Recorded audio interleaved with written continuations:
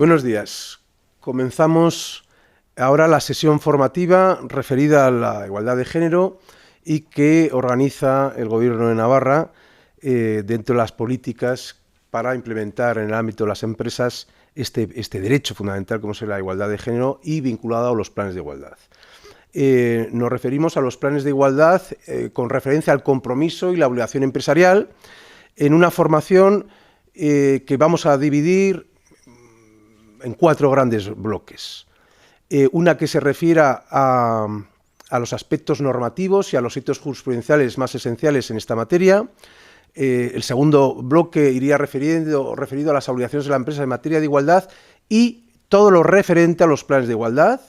El tercer bloque temático va referido a lo que se refiere a la igualdad retributiva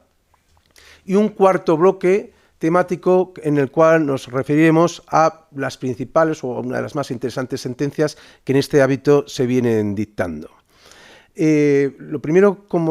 que me gustaría hacer referencia es que cuando estamos hablando de los planes de igualdad con referencia a la nueva normativa y a las nuevas obligaciones que impone a las empresas, hay que tener en cuenta que bajo esa denominación genérica estamos hablando sí a la igualdad de género, a la igualdad retributiva, a los planes de igualdad y a las reformas legales y los reglamentos de desarrollo en el ámbito de la igualdad de género y aplicado a las relaciones laborales.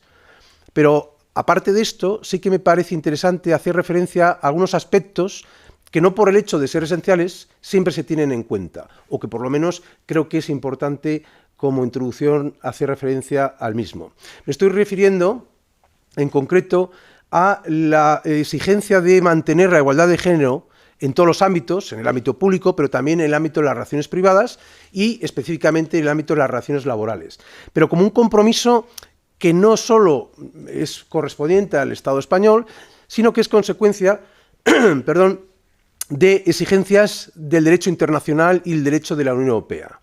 En este ámbito, la igualdad de género constituye un tema esencial históricamente, pero también en la actualidad. Y forma parte de en las sociedades actuales de una exigencia ineludible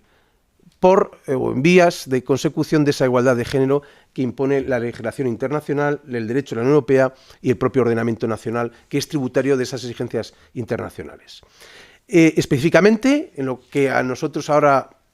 nos afecta, es de gran importancia hacer referencia a la evolución que ha tenido el derecho de igualdad, específicamente el igualdad de género, en el derecho de la Unión Europea. Me refiero a que ya el Tratado Constitutivo de la Comunidad Europea, en su artículo, el Tratado de Roma, el artículo 119, estableció, como un gran avance, el principio de igualdad retributiva entre las mujeres y los hombres. Posteriormente, se aprobaron lo que se denominan las directivas antidiscriminación, que avanzaron para la eliminación de todas formas de segregación, incluida la que se refiere al género o al sexo.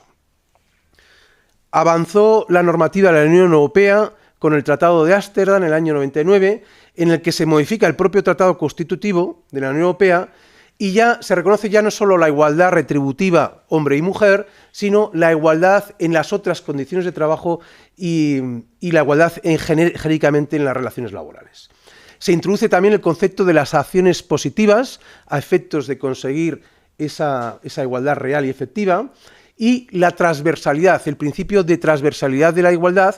que, como disponían los artículos 2 y 3 de dicho tratado, debía presidir todas las políticas de la Unión Europea como un objetivo a conseguir y como una medida de acción. Y un tercer y gran impulso a la igualdad de género, en este ámbito que estamos referenciando, lo constituye sin duda alguna la Carta Europea de Derechos Fundamentales, en cuyo artículo 23, en el apartado segundo, reconoce específicamente dentro de esos derechos fundamentales de los ciudadanos de la Unión Europea, precisamente el de la igualdad, que se configura también en el propio Tratado de Funcionamiento de la Unión Europea como un objetivo que debe ser aplicado a todas las políticas europeas. Por eso podemos considerar que hoy la igualdad entre las mujeres y los hombres tiene un carácter transversal, además de complejo,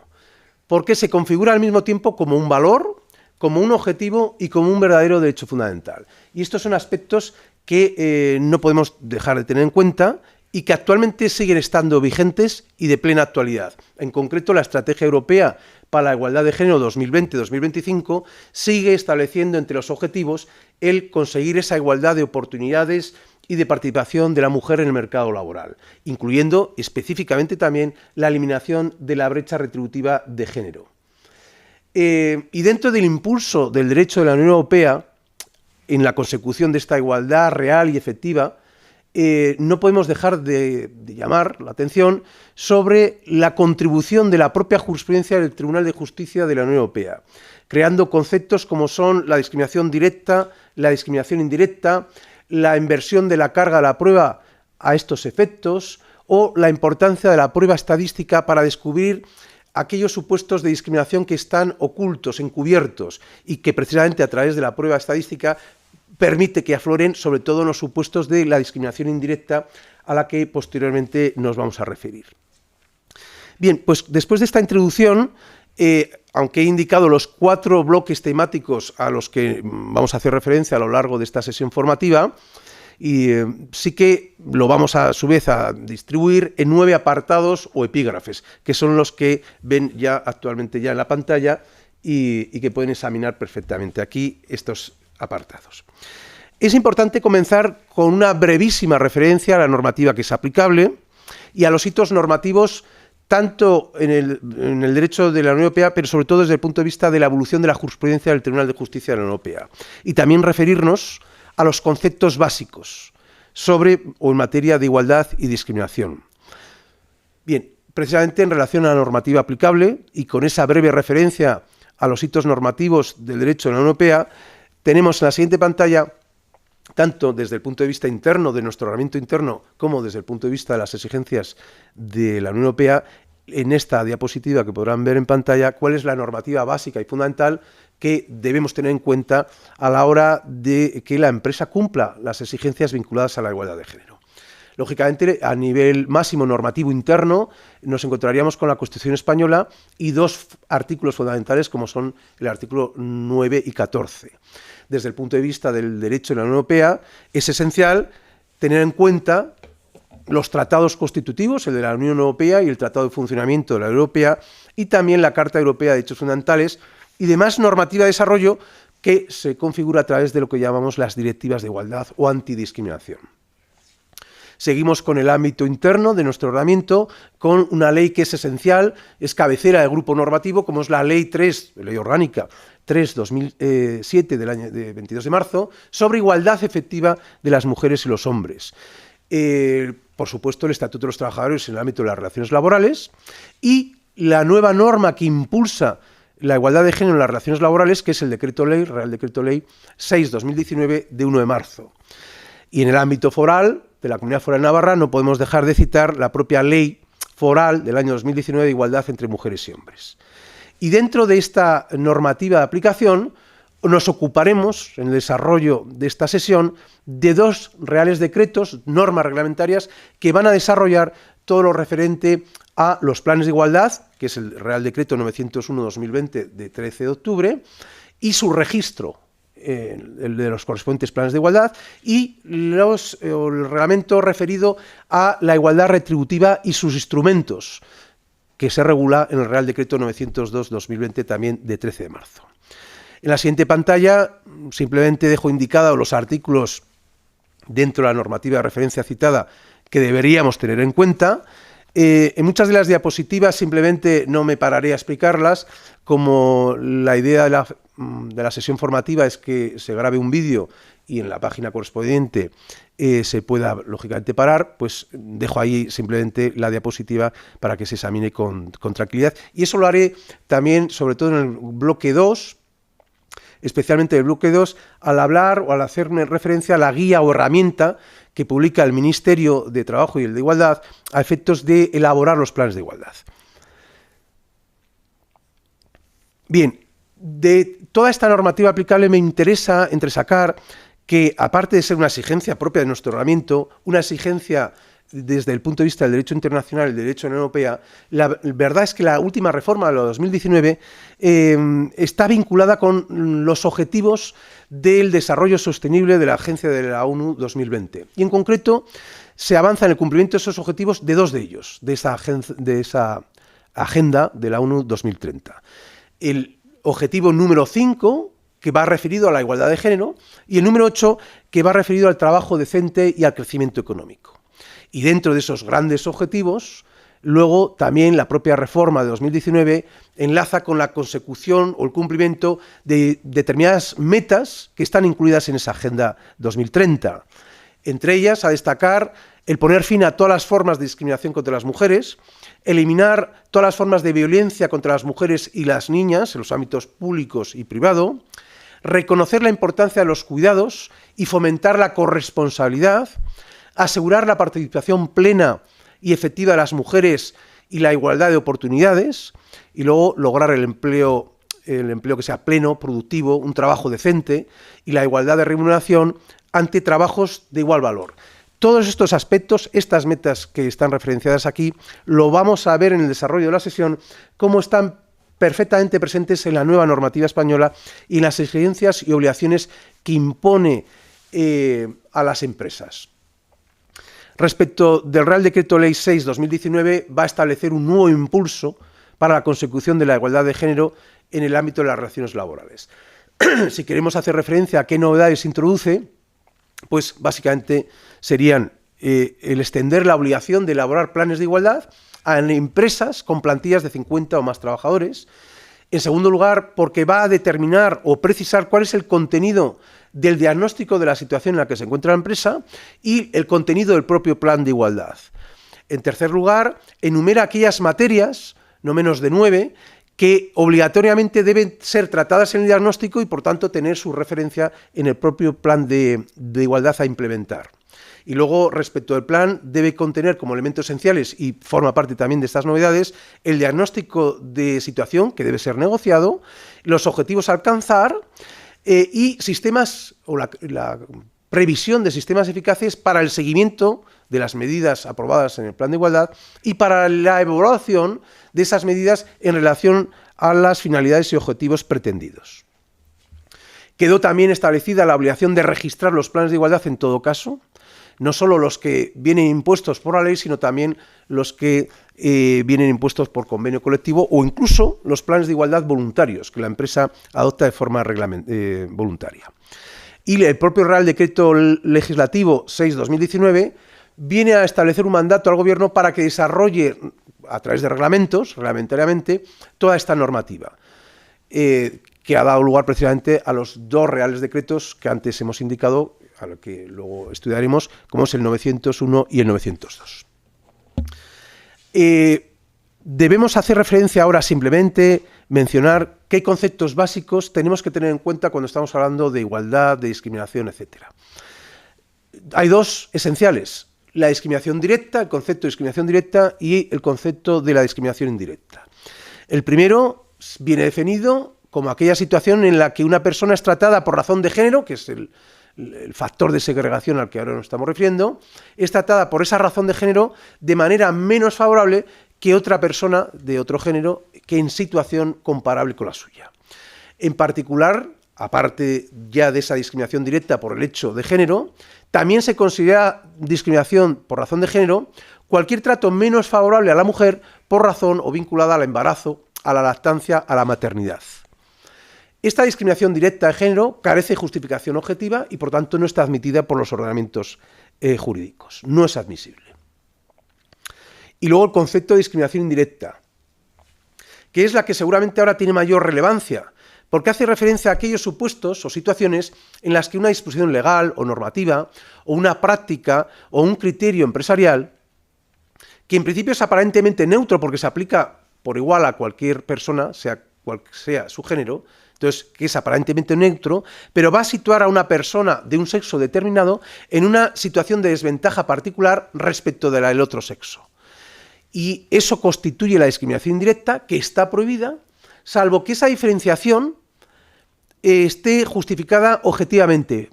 desde el punto de vista de que exista una finalidad legítima y que además los medios para conseguir esa finalidad legítima sean los adecuados y necesarios. Es lo que llamamos el juicio de proporcionalidad de esa regulación que diferencia entre un género y otro para ser válido, tiene que superar el juicio de proporcionalidad. Otro concepto es el techo de cristal, que es una expresión que alude a aquellas barreras que van a impedir a las mujeres avanzar en las organizaciones, en este ámbito, en nuestro caso, en el ámbito de las relaciones laborales, sea verticalmente, segregación ocupacional vertical, o horizontalmente. Pero sobre todo a la dificultad de poner de manifiesto, de visualizar ese techo o las causas de ese techo y de esas barreras en el ámbito del empleo y en el ámbito de la promoción profesional. Luego el concepto de acoso sexual y acoso por razón de sexo, que también es importante tenerlo en cuenta porque forma parte también de las materias a tratar en los planes de igualdad. Acoso sexual es aquel comportamiento, sea verbal o físico, que tiene una naturaleza sexual, es lo que define al acoso sexual y que luego tiene el propósito o simplemente produce un resultado de atentar contra la dignidad de la persona, además de crear, y en particular cuando crea ese entorno intimidatorio, ofensivo, degradante. Ese es el acoso sexual, que tiene esa naturaleza estrictamente sexual. Pero luego hay un comportamiento, o una definición de acoso por razón de sexo, que es cualquier comportamiento que se realiza en función, no con esa componente o naturaleza sexual, pero sí en función del género, del sexo de una persona. También con ese propósito o con ese resultado de atentar contra su dignidad. En todo caso, lo importante es que el acoso sexual y el acoso por razón de sexo en sí mismo constituyen conductas discriminatorias y por tanto prohibidas. Luego está el concepto de brecha de género y dentro de él la brecha salarial o brecha retributiva. En concreto esta última hace referencia a qué diferencias en este ámbito salarial o retributivo hay entre los hombres y las mujeres y se obtiene dividiendo la siguiente diferencia. Entre el promedio de las retribuciones de los hombres y de las mujeres se divide entre el promedio de las retribuciones obtenidas por los hombres en el mismo periodo. Eso nos dará un porcentaje y, si es positivo, va a significar el porcentaje de brecha de las mujeres respecto del hombre en materia retributiva o de cualquier otro factor que estemos analizando. Mientras que si fuese negativo sería la inversa. La posición de inferioridad o de brecha sería del hombre. En el ámbito de las relaciones laborales y sobre todo en la brecha retributiva, lógicamente los valores actualmente van a dar un resultado, un porcentaje positivo, porque la discriminación y la brecha es de la mujer, no del hombre. Luego el concepto de registro salarial, que es un instrumento que va dirigido a la consecución de la transparencia retributiva como medio de conseguir también la igualdad efectiva y en este caso evitar la brecha salarial o retributiva. Y luego, por último, el concepto de la conciliación de la vida familiar y profesional y la corresponsabilidad. Es decir, que en el ámbito de las obligaciones de cuidado y atención familiar se busca ahora en todos los estados y en el derecho internacional, en el derecho de la Unión Europea, que exista una corresponsabilidad entre el hombre y la mujer en esas atenciones, en esos cuidados familiares y que se superen los roles, los estereotipos de género que venían atribuyendo a la mujer este papel en el ámbito de la conciliación de la vida familiar y profesional. Este bloque primero, el primer bloque que estamos hablando, creo que es importante terminarlo con la referencia a los hitos de la jurisprudencia en la lucha contra la discriminación por razón de género en las relaciones laborales. Y dentro de esos hitos, que podríamos hablar perfectamente del desarrollo de la doctrina del Tribunal Constitucional, me parece que es esencial hacer referencia, en lo que ahora nos ocupa, a los hitos jurisprudenciales, pero del Tribunal de Justicia de la Unión Europea, que va a establecer una doctrina muy clara que va a desarrollarse a lo largo del tiempo y que está actualmente de plena vigencia y que todos los estados deben además cumplir esta jurisprudencia, incluidos los jueces españoles, conforme al mandato que establece el artículo 4 bis de la Ley Orgánica del Poder Judicial. Esta jurisprudencia, y en referencia a los hitos jurisprudenciales del Tribunal de Justicia de la Unión Europea, se refiere a materias como las que estamos aquí mencionando. La igualdad retributiva como un derecho originario que vincula las relaciones laborales, la existencia de una discriminación cuando hay una negativa a contratar, los despidos en situación de embarazo, la igualdad retributiva por trabajos de igual valor, la cuestión de la igualdad en el reconocimiento del permiso de lactancia para superar los roles o estereotipos de género, toda la materia de la igualdad que ha declarado el TJUE en materia de prestaciones de seguridad social respecto de trabajadoras y trabajadores a tiempo parcial, respecto de los que trabajan a tiempo completo, en general, ya fuera del ámbito de la seguridad social, esa igualdad de trato entre trabajador a tiempo completo y a tiempo parcial en el ámbito de las relaciones laborales, o luego el establecimiento de la posibilidad de medidas de acción positivas para alcanzar esa igualdad real y efectiva de oportunidades de la mujer en el ámbito de las relaciones laborales. Bien, en estos hitos, la primera referencia que hay que tener en cuenta es la sentencia del TJUE del año 76, conocida como Defren 1, que es de una gran relevancia. ¿Por qué? Porque es la primera vez que va a establecer que, en ese caso, la igualdad retributiva entre el hombre y la mujer que establecía el Tratado de Roma es una norma, una previsión normativa del artículo 119 que tiene efecto directo, es decir, que puede ser invocado por los particulares ante los tribunales. No se trata de una mera declaración de intenciones, sino que configura un derecho que la mujer puede hacer valer ante los tribunales. Es lo que conocemos como eficacia directa de este derecho que reconoce el artículo correspondiente del Tratado de Roma, que cabe invocarlo en pleitos, en procedimientos judiciales, frente a la empresa. Es, por lo tanto, una apertura esencial en la construcción de la igualdad de género en las relaciones laborales. El conocer que, al margen de cómo regule el Estado, cualquiera de los Estados miembros, las relaciones laborales y los diferentes derechos, es invocable la directiva, en este caso el artículo 119 del Tratado de Roma, va a ser invocable al margen de las disposiciones nacionales. Este principio, que va referido al Tratado de Roma inicialmente, luego se ha extendido y va a tener la misma eficacia directa en el resto de la normativa de construcción de la igualdad de género, que son las directivas antidiscriminación a la que antes hemos hecho referencia. Esta, por lo tanto, es uno de los pronunciamientos que debemos tener en cuenta. Luego, entre los hitos del Tribunal de Justicia a tener en cuenta es cómo va a extender la eficacia del principio de igualdad entre el hombre y la mujer a todos los ámbitos de la relación laboral, incluso en los supuestos que vamos a ver ahora y la imposibilidad de declarar nulo un contrato de trabajo. En el caso que estamos viendo aquí, que es un auxiliar de clínica de la sentencia Haberman, que lo que ocurre es que la auxiliar de clínica va a ser contratada para efectuar su trabajo de noche y resulta que, ignorándolo ella misma y la empresa, se encontraba en situación de embarazo y la legislación de aplicación prohibía expresamente a la mujer embarazada el trabajo nocturno. Entonces se plantea el litigio de si, dado que estaba en situación de embarazo y va a ser imposible provisionalmente durante la situación de embarazo realizar la auxiliar de clínica, ese trabajo nocturno, si eso podría dar lugar a la declaración de nulidad de ese contrato de trabajo. Y se planteaba también si, en su caso, el propio empresario, que desconocía este dato, podría,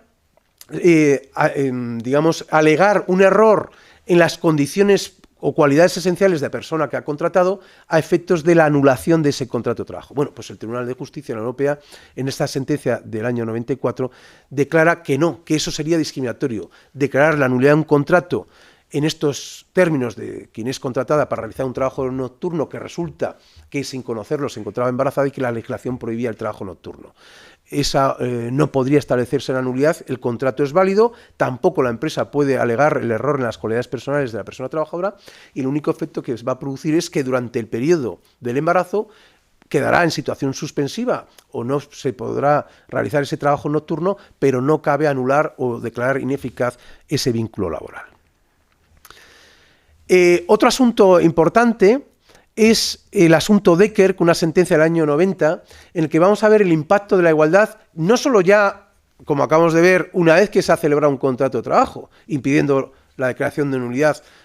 por razones de embarazo, sino que incluso se extiende la protección a la igualdad de género hasta el punto de que la negativa a contratar también se considera discriminatoria cuando está vinculada a la situación de embarazo de la trabajadora, que esta sentencia que veis mencionada aquí. O la sentencia Malbur, que se refiere a una enfermera, ya está contratada, perdón, pero va a ser candidata a un puesto indefinido en un quirófano. Un puesto con contrato indefinido, y va a superar las pruebas como candidata, pero resulta que la legislación alemana prohíbe trabajos en zonas de riesgo de infección a la mujer que está en embarazo.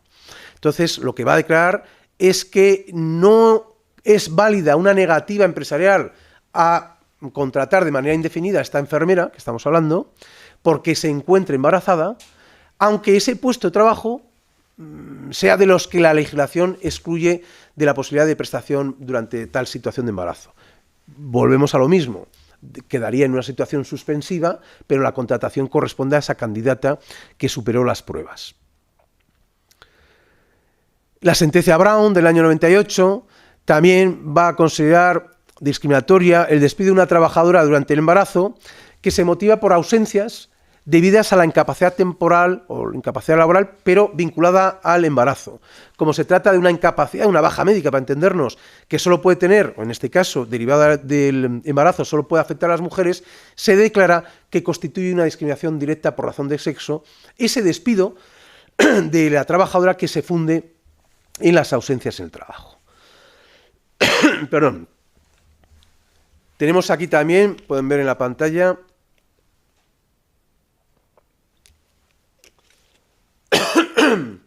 la sentencia Pakwai, que es muy relevante también, porque va a declarar que la protección de la mujer embarazada en situación de lactancia, que lo cubre desde el momento del embarazo hasta que concluya el permiso de maternidad, que la legislación europea y la nuestra prohíbe el despido, salvo que el despido se funda en causas totalmente ajenas a ese embarazo o a esa situación, y prohíbe el despido desde el embarazo, digo, hasta que concluya el permiso de maternidad o la lactancia. Lo que nos va a declarar esta sentencia es que esa prohibición del despido se aplica incluso, o va a prohibir a la empresa el que adopte medidas preparatorias de esa decisión de despido para periodos posteriores a ese blindaje que tiene la mujer desde la situación de embarazo hasta la conclusión del permiso de maternidad. Es decir, aunque la decisión de despido se notifique con posterioridad a ese periodo de protección, pero se han realizado actos preparatorios para comunicarlo de despido con posterioridad, eso también es discriminatorio. En el caso en concreto, se va a comunicar después del periodo de protección el despido, pero se sabe que se adoptan medidas ya preparatorias de ese despido porque se han hecho procesos de selección durante el periodo de protección que transcurre, insisto, desde el embarazo hasta la conclusión del permiso de maternidad. Y ese despido está protegido, será nulo, en nuestro ámbito sería nulo, y una decisión de despido fundada en ese embarazo, en la situación de lactancia, es contraria a derecho y debe considerarse nulo. Luego, dentro del ámbito de los hitos jurisprudenciales que estamos haciendo referencia, en materia de igualdad retributiva por trabajos de igual valor, es absolutamente esencial y es plenamente vigente la doctrina de la sentencia del TJUE de 27 de octubre del año 93, que es la sentencia en Derby. Esta sentencia lo que nos va a establecer y a declarar, y nos vincula a todos los tribunales y también a las empresas, están obligadas a cumplirlo, es que cualquier empresario debe justificar mediante factores objetivos y ajenos a cualquier discriminación por razón de sexo aquellas diferencias retributivas que se han acreditado cuando estamos ante funciones de igual valor. Una de las cuales, uno de los trabajos, se realiza casi exclusivamente por mujeres y otras por hombres, pero hay una diferencia retributiva. En estos casos, esto no sería admisible y tiene la carga de la prueba el empresario de acreditar que esas diferencias retributivas del hombre y la mujer responden a factores objetivos y además valorados con carácter o de forma ajena a cualquier sesgo de discriminación. Establece en materia de carga de la prueba que cuando una medida, en este caso retributiva, aplica un sistema retributivo en el que no hay transparencia, va a recaer sobre la empresa la carga de probar que su política salarial no es discriminatoria. Una vez que el trabajador femenino ha demostrado que en términos estadísticos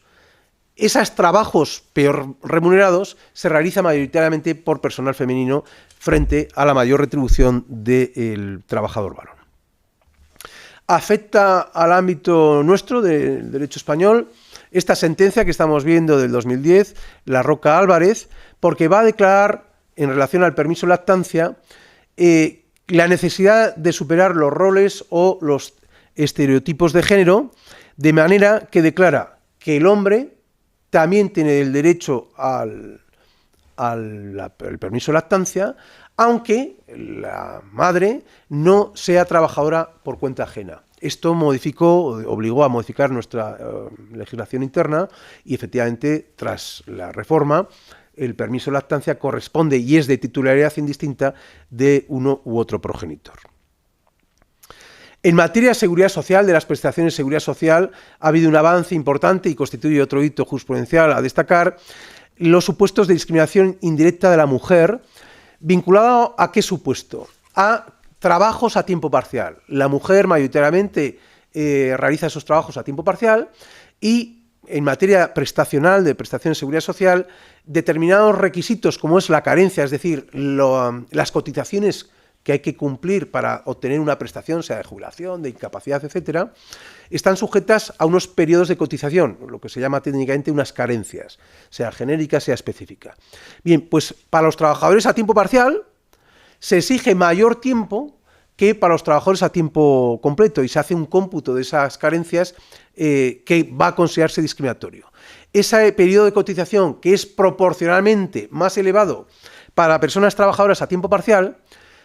constituye una discriminación por razón de sexo o de género, en cuanto que afecta, es una discriminación directa, mayoritariamente a las mujeres. Es decir, se trata de una norma, cómputo de las carencias, neutra, afecta igual al hombre y a la mujer, pero que va a perjudicar mayoritariamente a un sexo, en este caso al femenino,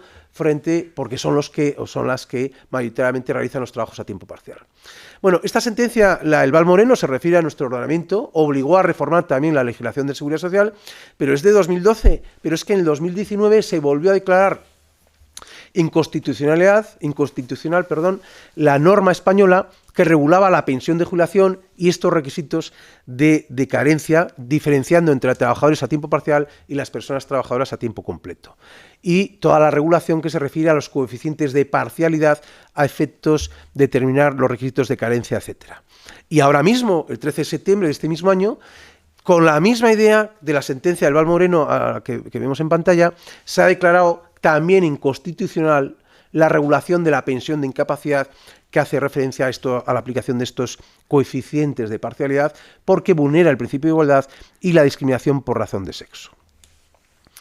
En materia de trabajos a tiempo completo y a tiempo parcial, son muchas las sentencias que van a ver ahora en pantalla que van a reconocer la existencia de una discriminación, porque en determinados aspectos de la relación laboral o de las condiciones de trabajo va a diferenciarse el tratamiento a personas trabajadoras a tiempo completo y personas a trabajadores a tiempo parcial. Por ejemplo, para computar la antigüedad que vemos en esta sentencia, la Gester o la Boetel, a efectos de determinar unas retribuciones por horas de formación y que diferencia ese tipo de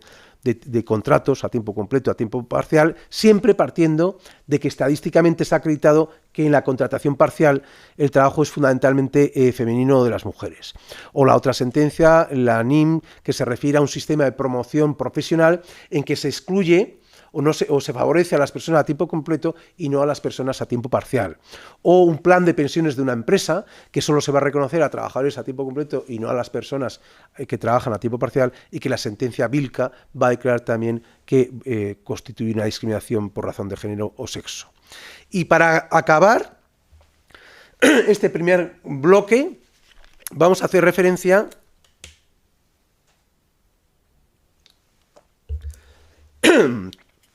y con referencia a los hitos jurisprudenciales, vamos a hacer referencia a este último hito que va a regular lo que llamamos medidas de acción positiva para alcanzar la igualdad de género. Es la sentencia Marsal del año 97, que su doctrina va a servir de base para la construcción normativa. En concreto, lo que nos va a declarar es que sí es admisible medidas de acción positiva, como sería conceder preferencia en una contratación o en una promoción profesional a candidatas mujeres en aquellos sectores, se trataba de una administración, pero ahora en las relaciones o en las empresas sería lo mismo, en aquellos sectores en el que hay un menor número de mujeres contratadas o que prestan servicios. Entonces se podrá conceder esa preferencia en la promoción de las candidatas siempre y cuando haya un menor número de mujeres en ese puesto